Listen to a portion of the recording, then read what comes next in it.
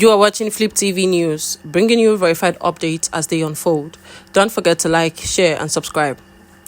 A major political shift has just rocked Rivers State as 16 members of the State House of Assembly have officially defected from the People's Democratic Party (PDP) to the All Progressive Congress (APC).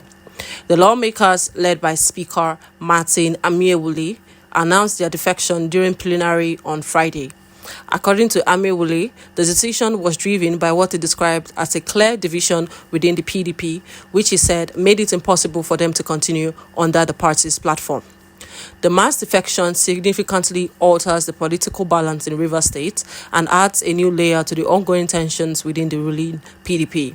Political observers say the move could influence upcoming political alignment, legislative decisions, and the broader 2027 political calculus in the state. As reactions continue to pour in, the development is expected to trigger further conversations within both parties at the state and national levels. For more verified political updates and unfolding stories, keep watching FlipTV News. Like, share, and subscribe.